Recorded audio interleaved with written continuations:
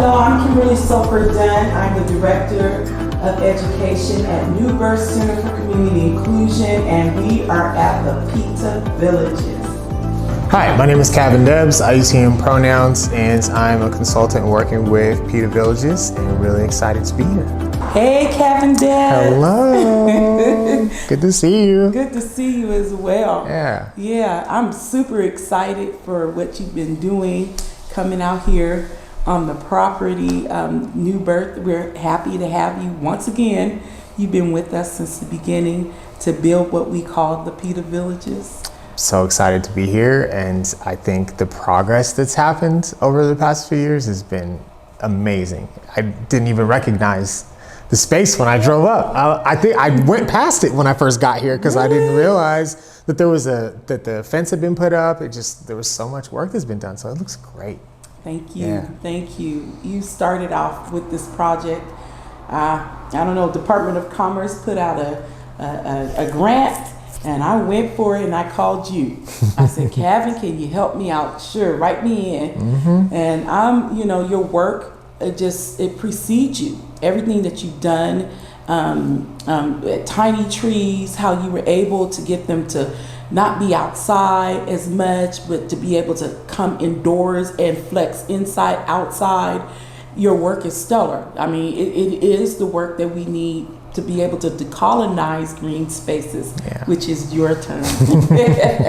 Yeah, I mean, it's, the work that we did at Tiny Trees was great. I think there's a lot of learning that happens, and I think it gave me just a wealth of knowledge and experience that I want to, pass forward, share the things that worked, mm-hmm. share the things that didn't work, right? And how to do it better and do it differently and learn our lessons and move in a way that's real and that's authentic, that is really honoring folks' time and, really just making their experience with being outside, as meaningful to them as they possibly can, mm-hmm, right? Mm-hmm. So I think that the outdoor space is just off to an amazing start. Thank you so much. I have this vision, and I think we as New Birth, we have this vision for education, economic empowerment, mm-hmm. and also healing in community. Mm-hmm. And the vision that I have at this point of time is, really a birth through 25, maybe even 29 model. Mm-hmm. And just for families, for people to be able to say, okay, my children can learn outdoors. Mm-hmm. They can learn the science of outdoors, because I'm thinking about our science scores, especially for Black and brown children, our math scores that have been just inherently mm-hmm. too low for too long. Right. I think we need to get back to our roots. Yeah. And our roots are outdoors. They are definitely outdoors. And, I like to laugh, and there's some truth to a lot of the conversations that folks have, especially Black folks, right, about like being outside and, like what's white people stuff and what's not, and, and there's a lot of truth in the jest, right? Yes. I think there's having a healthy respect for nature and being out in these spaces. And I don't want that narrative to expand to the point to where we're not just going outside at all, right? True. And I don't, I would also add that a lot of times we are outside. We are doing things outdoors, right? Like, we have to expand what our definition of nature is, right? Because that's what makes it more inclusive. That's what increases the representation for us, right? So we've been sitting out. My grandfather and great grandparents had gardens, right? Some of the original traders posts were ran by Black folks, that's right? I played pickup basketball multiple times a week, right? We're outside, we're in the park, my daughter's playing on a playground on a regular basis, right? So there's so many different ways for us to exist outside. And so I think honoring those, right, while also having a deliberate green space, I think those two things working in tandem with each other mm-hmm. is how we increase those scores, mm-hmm. we build knowledge and understanding, we increase representation, and we're empowering our children, and we're building environmental stewards and guardians as well, right? So there's so many different things that we can, that doing this type of work, like, we can go so many different ways. And you know what? You bring that energy and the intellect to this work. You know, you're finishing up your doctorates in education. I'm really excited about that. There's a few key words that you have just laid out there for us. Mm-hmm. And one of the words is inclusive. The other one is deliberate. And then the other two words, environmental stewards. Inclusive, deliberate, environmental steward. Mm-hmm. The inclusivity that you're speaking to, you talk about it in the design for this space, you know, to be able to be inclusive indoors and move it outdoors and swing it back in. Do you want to unpack that a little bit? Absolutely. So here's the thing about outdoor preschool. It is amazing, right? Like, and we know the background about, you know, the benefits of being outside, right? So give us some background. Have all the, everybody doesn't know. All right, I got you. So, you know, there have been a smattering of studies, particularly in the last decade or so. There's been a lot of conversation around the benefits of being outside, right? There are neurobiological like advantages, right? If we're thinking back to, you know, earlier humans, and when we were, you know, really living off of the land, right? We built these initial relationships and learned to live in equilibrium with our environment. Now, do I think that we've gone too far in the opposite direction? Yes, but that's a whole nother conversation for another day, right? For sure. But like, you know, I've listened to folks and I've listened to scientists that are talking about like, you know, we are predisposed to find the color green outside because the color green leads to blue, and blue is water, right? I know personally, in my own experience, I've been inside, been sick, been not feeling well, can't breathe, right? And when I go outside, my symptoms are gone. It is true. Right? It is true. Like there are so many advantages for our own, you know, well-being. Doctors are prescribing nature to patients now. Wow. Right?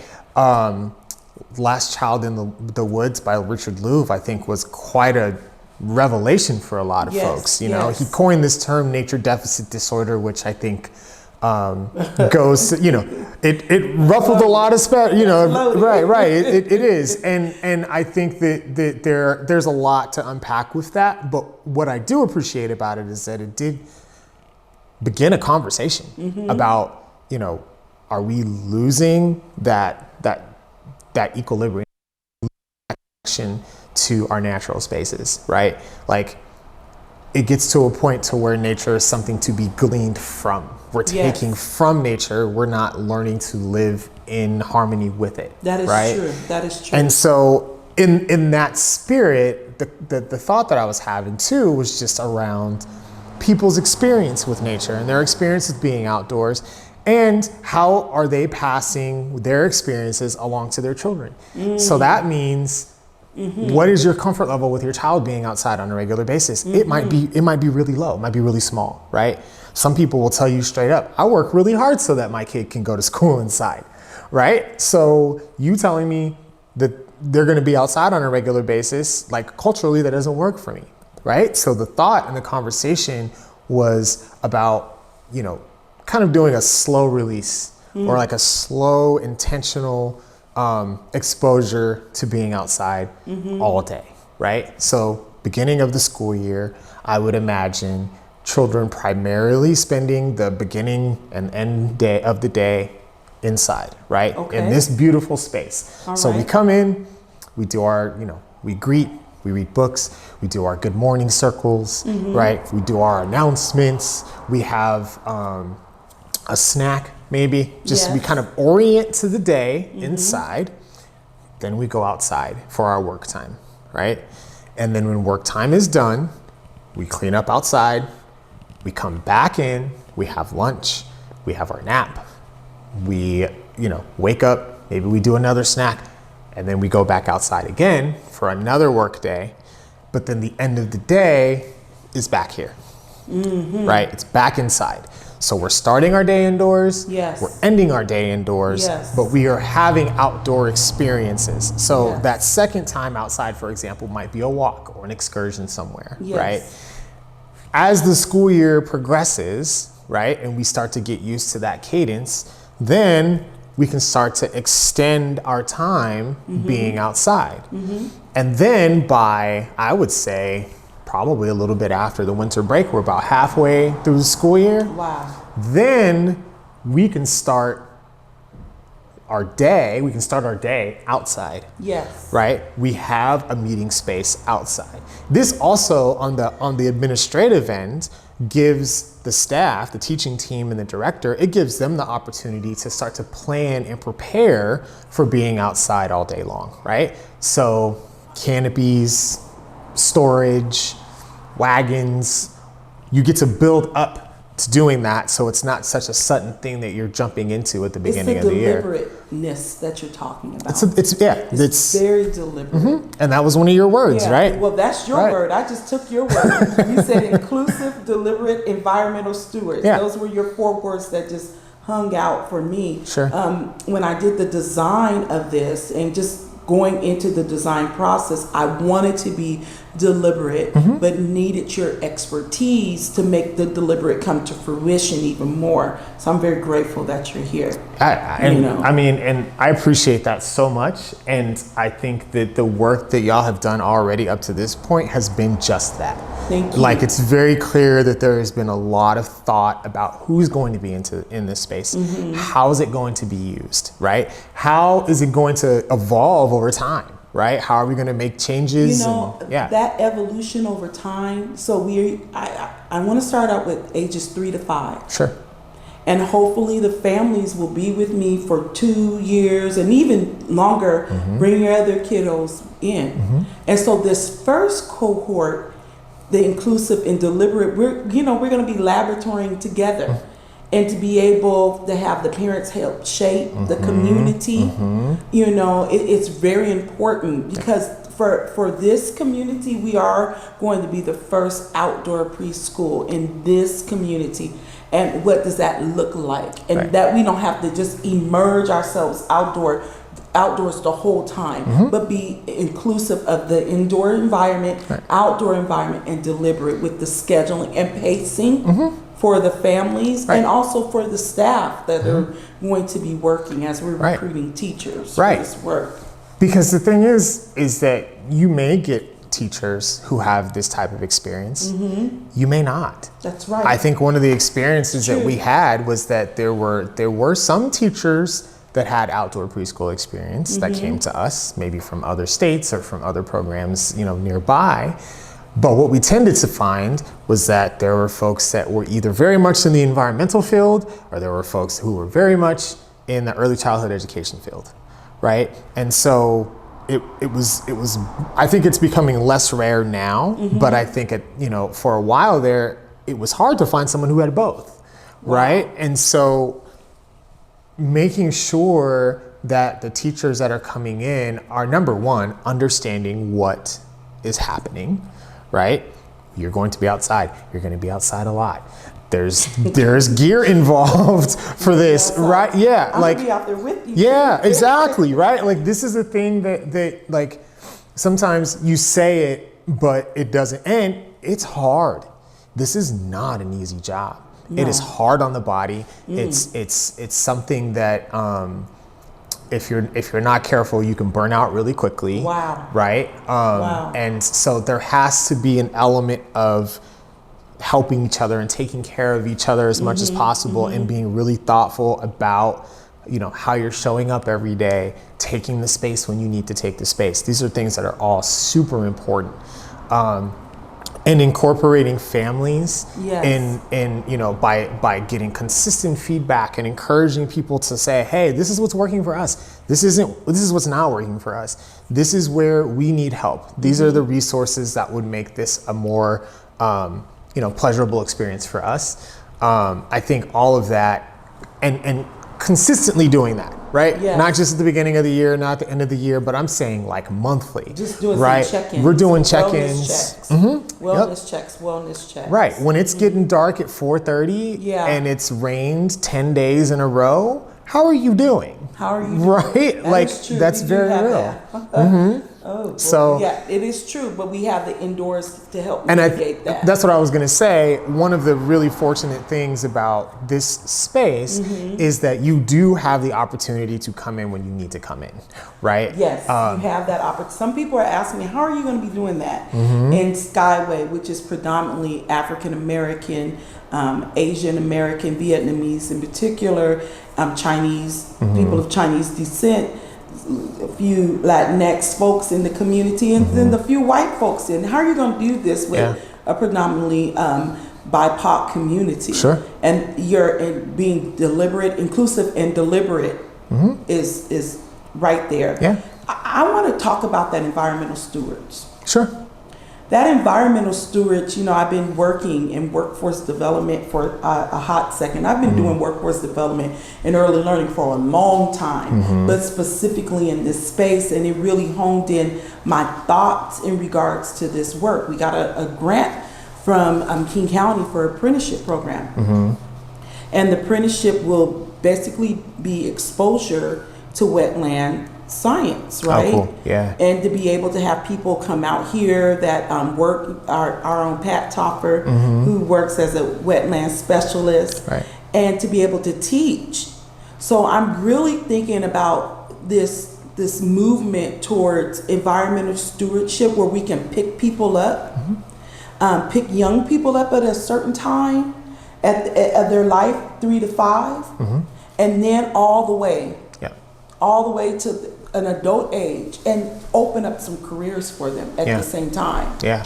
I think it does start young. It starts in a space where you are building a level of understanding, knowledge, and familiarity with, not just being outside, but being outside in a space that you inhabit, in your neighborhood, in your community, right? That's powerful. It's the community-based education aspect that really builds that environmental stewardship. Yes. I feel like when I talk to folks about anything environmental science related or environmental studies related, one of the questions that comes up is like, man, I just hear all this doom and gloom about global warming, and like, what do we do? Like, how do we make a difference? And I'm like, you have to start where you live. I think a lot of times we want to go from here all the way out here, right? And that's true. and that's the ecosystems work that I speak about so much. Right. Same. Sustaining your ecosystem. Right. Being centered in the core, and then you build out. 1,000%. That is exactly how it works, and I think that this is a manifestation of those systems, right? Wow. We're starting small. We're working within this community, right? We're doing it in a way where people are going to feel comfortable, and they can work. We have the ability and the knowledge and the skills and the resources to help them work through whatever right? To work through what is uncomfortable, that is right? true. How can we meet that need? How can we, break down that barrier that is keeping you from accessing this, right? And once we're able to do that, and once we're able to have our families engaging with the space in a myriad of ways, right? Yes. Like the outdoor preschool is one part, right? But having community-based events, letting people use the space on weekends and evenings, right? Thinking about economic development, right. Different pathways and green jobs, right? A whole different space. All of it. There's so many different ways to do it, right? We're providing multiple iterations of solutions happening simultaneously. Wow. When that happens, don't spit that out. Don't spit it out like that. when we're doing it, but when we're doing it at that level, right? We're diversifying our solutions. We're making things more inclusive, and that's how we built that stewardship. That's how we built that stewardship, because once someone knows the indigenous knowledge of their space, once they know the native plants and animals of the space, once they know the history of you and your family in this space, right? all of that goes into learning about who you are in relationship to this space and what this space is and what it can be and how it will change over time. And that to me is how we cultivate that stewardship, so that when you go someplace else and when you're doing something else, and when kids, as their environments start to expand and grow and they're having new experiences and things start to become more abstract, then they can apply that same type of, questioning and knowledge building to whatever they're doing, right? True. And that's how we build environmental stewards. That's how we build critical thinkers. Yes. That's how we build, that's how we continue to build the field, right? Along with the same, so, again, you were doing it. Well, we're here. I'm excited.